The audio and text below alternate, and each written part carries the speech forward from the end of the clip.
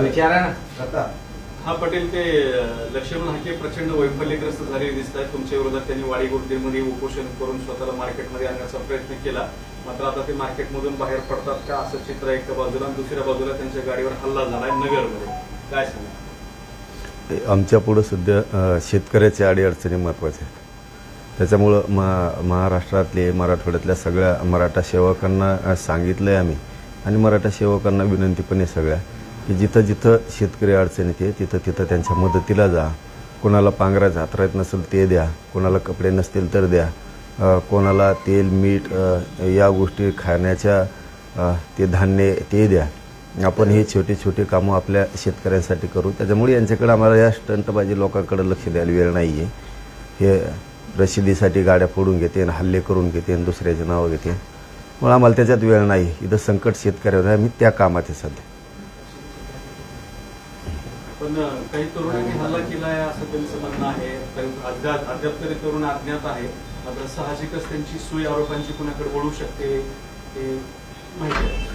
नाही हो, मी सांगितलं तुम्हाला, एक तर मी आजारी आहे. त्या उपोषणामुळं हमेशा केलेल्या उपोषणामुळं शरीरात अनेक वेदना आहेत. त्याच्यामुळं ना मी आजारी, मी ॲडमिट. त्यामुळं मला बोलायला जास्तीचा हे होतं, पण मला ते लक्षच नाही द्यायचं ते असल्या लोकांकडे, आणि विचारू पण नका दे. ते असल्या बेकार लोकांकडं आम्हाला लक्ष द्यायला वेळ नाही आहे. गोरगरिबांचं शेतकरी आता इथं खूप संकटात आहे. त्या विषयात लक्ष देणं आमच्यासाठी खूप गरजेचं आहे. त्या विषयात मी सांगितलं ना, हे असल्यांचं काही खरं नसतं. आम्हाला इथं आता शेतकरी संकटात आहे ते बघायचं आहे, आरक्षणाचा विषय तो बघायचा आहे. हे काय हे असल्या लोकांकडे लक्ष देऊन जे जातीवाद करतात किंवा स्वतःची जात सोडून परळ्याच्या टोळीचं ऐकून मराठ्यांच्या विरोधात काम करायचे आणि स्वतः आज परिस्थितीसाठी दगड मारून घ्यायचे, हल्ला करून घ्यायचे. तर कोणाला टाईम आहे हल्ला फाल्ला करायला? कोण टाईम हे न असल्यावर कोण शितू करीत असते? गोत काय दगड टाकेन कोण? ओबीसीचा मेळावा होतोय बीडमध्ये मोठा, आणि महामोर्चा ते काढणार प्रतिक्रिया, त्याच्यामध्ये भुजबळ, त्यानंतर धनंजय मुंडे आणि सगळे ओबीसी नेते एकत्र येतात.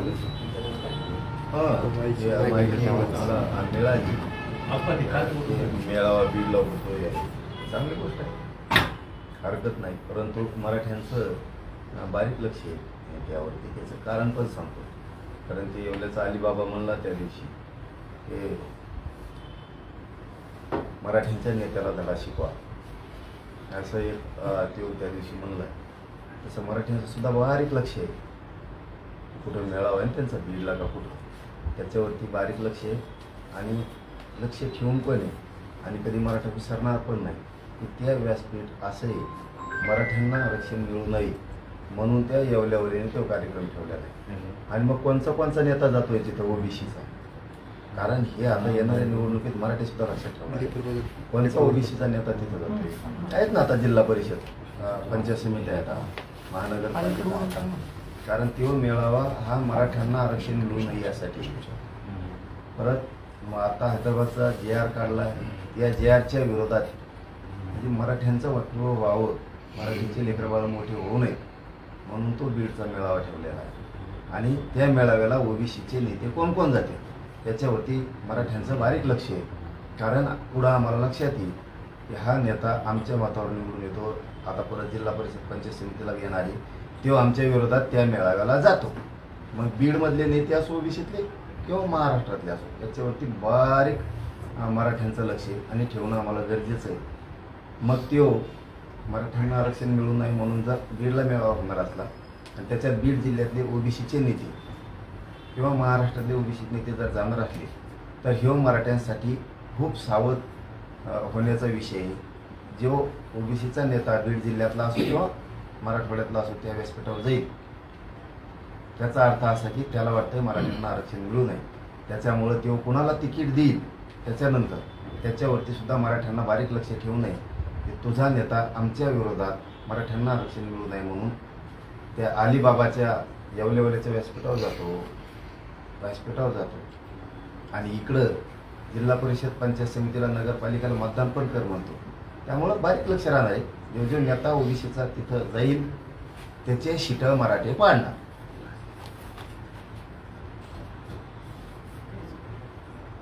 पाठीला धमकीवाजा इशाराच म्हणायचं. त्यांनी दिला का? ते येवल्यावाल्यांना नाही दिला का? मी आधी दिला का नाही? जे जे मराठा आरक्षणाला मराठ्याचे नेते साथ देते त्यांना धडा शिकवा. अलिबाबा म्हणला येवल्याचा. मग आता उद्या बीडच्या मेळाव्यात त्यांच्या ओबीसीचे कोण कोण नेते जाते त्याच्यावर बारीक लक्ष आहे आमचं, बारीक लक्ष आहे. आणि कधीच मराठी विसरणार नाहीत. कारण आमचं GR मराठवाड्यासाठी काढला आहे, आरक्षणासाठी, लेकराबाळासाठी आम्ही लढतो गरिबांच्या. आणि त्यो मेळावे घेतो मराठ्यांना आरक्षण मिळू नये म्हणून. मग आम्ही लक्ष ठेवणारच ना. कोण ओबीसीचा बीड जिल्ह्यातला नेता त्या कार्यक्रमाला जातो आणि जो ओबीसीचा नेता त्या कार्यक्रमाला जाईल त्याचे शिट मराठ्यांचे लोक पाडणार, धडा शिकवणार त्याला. हा मोर्चा मराठा आरक्षणाच्या विरोधात हे ठाम आहे का तुमचं म्हणणं? त्याचंच म्हणणं आहे, त्यानेच घेतलाय. माझ्या म्हणण्याचा काय संबंध आहे? तेव्हाच म्हणतोय. नाही, मग असं आहे की तुम्ही म्हणता तिकडे कोण नेते गेल्यावर त्याच्यावर ठाम आहे.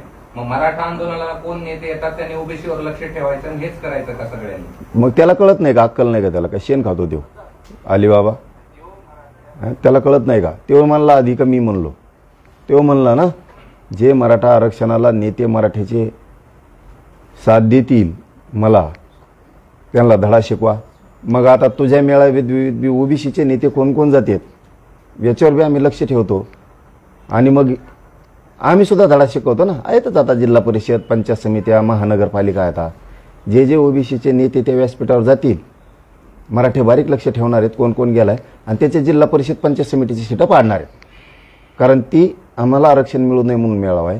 तिथं जर ओबीसीचा नेता जातो म्हणजे बघा ना, बीड जिल्ह्यातल्या ओबीसीच्या नेत्याला मराठ्यांचे मतं लागतात निवडून यायला आणि आरक्षणाच्या टायमाला त्याच्या व्यासपीठावर जातात. म्हणजे काय आम्ही काय बोळ्यान दूध पितो का मराठी? बीड जिल्ह्यातले असो, मराठवाड्यातले असो किंवा महाराष्ट्रातले असो. म्हणजे तुम्ही इकडं विरोधात आमच्या जाणार आरक्षण मिळू नये म्हणून आणि मतदानाच्या दिवशी इकडं तुम्ही सीटं पण देणार निवडून द्या म्हणून.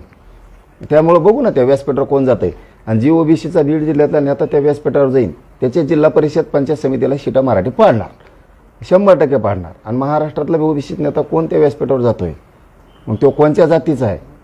त्यांनी दिलेली सीटं, मग तो राष्ट्रवादीचे असो, काँग्रेसचे असो, भाजप असो, शिवसेनेचे असो, त्यांनी दिलेली सीटं आम्ही 100% पाडणार. कारण आमच्या विरोधात जातोय ना तो. जवळपास तो 50% कार्यक्रम हो अजितदादा पवार पुरस्कृत कार्यक्रम आहे. कारण अर्धे मंत्री त्याचेच आहेत. बघू आता कसं काय सीटं बी आमच्या विरोधात पाठवता का लोकाला आरक्षण मिळू नये म्हणून त्या मेळाव्याला? कोण कोण लोक पाठवतोय? गावागावातले बी मराठी लक्ष ठेवणार आहेत. कोणत्या कोणत्या जाती धर्माचे लोक जाते, काय काय करते, कसं कसं करते. मग निवडणुकीच्या टायमाला सुद्धा आपल्या विरोधात कोण कोण गेलतं त्याने त्याची सीटं पाडून टाकणार आम्ही. इकडं नाही जमत त्याला जायला येवल्यावाल्याला. धनगर बांधवाचं तिथं आंदोलन सुरू आहे. ते लेकरू जालन्यात बसून मारायला लागले उपोषण करून. तिथं एसटीतलं आरक्षण द्या म्हणाल त्याला वेळ नाही. इकडं बंजारा समाजाचं आंदोलन सुरू झालं तिथं वेळ नाही त्याला. इकडं बरा जातो, फुकट जाती वापरून घेतो सगळ्या स्वार्थासाठी. बाकीच्याचं काही काम नाही असं आमचं म्हणणं आहे. अजितदादा पुरस्कृत कसा हो? आणि मग सगळे त्याच्यात लोक दाखवायला लागले त्या बोर्डावर. कुणाचे लोक आहेत? मराठे काय येडे आहेत का काय? त्याचेच नेते सगळे 50% तर. आम्ही बघतो ना आता कोण कोण नेते जातात ना. तो म्हणतो ना मराठ्याच्या नेत्याला धडा शिकवा येवल्यावाला. आता त्याच्या मेळाव्यात ओबीसीचे नेते कोण कोण जाते ते बघतो आम्ही. आणि रामाना तुम्ही उभा जिल्हा परिषद पंचायत समितीला तुम्ही तिकीटं द्या. मग आम्ही बी सांगून त्या टायमाला ज्या वेळेस आम्हाला आमचा GR काढला हैदराबादचा आरक्षण मागत होतो त्यावेळेस येवल्यावाल्याने बीडला येवल्यावाल्याने मेळावा ठेवला. त्या मेळाव्याला तू नेता म्हणून होता तिथं. मग आज कसं काय जिल्हा परिषद पंचायत समितीला नगरपालिकेला आम्हाला मतदान कर म्हणतो? उद्या बघतोच ना कोण कोण व्यासपीठावर आहे. बीड मतदारसंघातला कोणचा ओबीसीचा नेता जातो? परळी मतदारसंघातला कोणचा जातो ओबीसीचा नेता? कोण माजलगाव गेवराई मतदारसंघातला जातो? कोण आष्टीतला जातो? आष्टी पाटोद्यातला कोण ओबीसीत नेता जातो? मराठवाड्यातले ओबीसीचे नेते कोण कोण आहेत? महाराष्ट्रातले ओबीसीचे नेते त्याचं ऐकून मराठ्याच्या विरोधात कोण कोण उद्याच्या मेळाव्याला जातंय हे बघतो ना आम्ही पण. आणि मग तू आता त्या मेळाव्यावरच्या जातो ना मराठ्याला आरक्षण देऊ नये म्हणून नेता ओबीसीचा, तू जिल्हा परिषद पंचायत समितीला मतदान मागायली आणि तो उभं केलेली सीटं बी कशी निवडून येतात बघतो आम्ही. गॅजेटचे सर्टिफिकेटचं काय झालं पुढे? तुम्ही अल्टिमेटम दिला होता 17 सप्टेंबरचा. होईल, सगळं होईल. मराठवाड्यातले मराठे आरक्षणात जाणार. थोडा धीर धरा, सगळंच बोलणार नाहीये मी. होणार आणि मराठे जाणार सुद्धा, आणि पश्चिम महाराष्ट्रातले पण जाणार. सर्टिफिकेट निघालं का एखादं? सगळं होईल, मी काही सांगत नाही. समाजाला मी आतापर्यंत दिलंय, पुढेही देणार आहे. सगळं होईल. दसरा मेळाव्याचं काय पटेल? शेतकरी खूप संकटात आहे, त्याच्यामुळे दसरा मेळावा जसा होईल तसा. मी मराठ्यांच्या सगळ्या पोरांना सांगितलंय की शेतकरी संकटात आहे, त्यांच्या मदतीला जा. जास्त काम तिकडं करायचंय. जी मदत करता येईल ती. आपल्याला छोटासा बिस्किट पुडा देता आला शेतकऱ्याला तर द्या. आपल्याला मूठभर पायलीभर बाजरी ज्वारी देता आली तर त्याला द्या. त्याला तेलमीठ द्या, कपडे द्या, त्याला शाळेतलं पोरांसाठी दप्तर द्या. तुम्हाला जेवढं जितकं शक्य आहे 10-5 रुपयाचं ते द्या. कारण दसरा मेळावा शेतकरी खूप संकटात आहे, आणि शेतकरी संकटात असताना सुद्धा आपण दसरा मेळावा त्याच्यासाठी ताकद लावायची हे काय बुद्धीला पटण्यासारखं नाही आहे. त्याच्यामुळं शेतकरी संकटात आहे. ज्याला शक्य आहे ते दसरा मेळाव्याला येईल.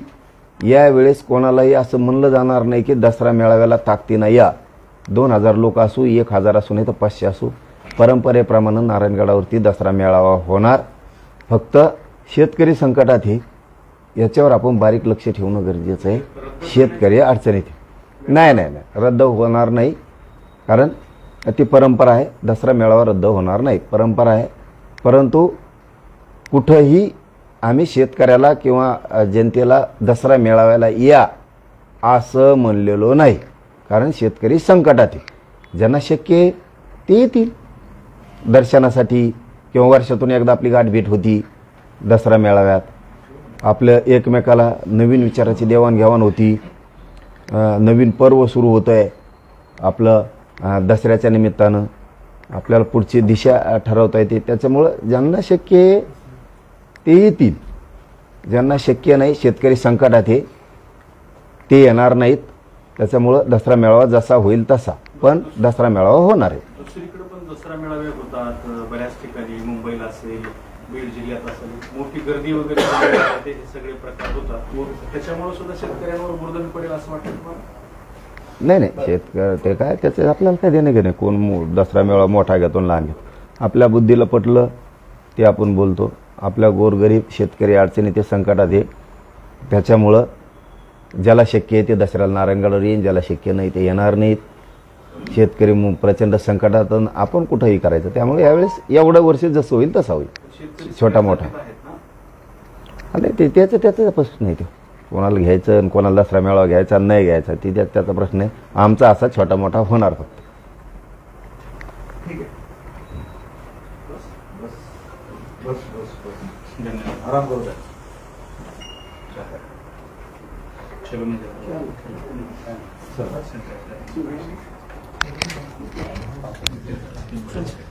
माइक बंद करो.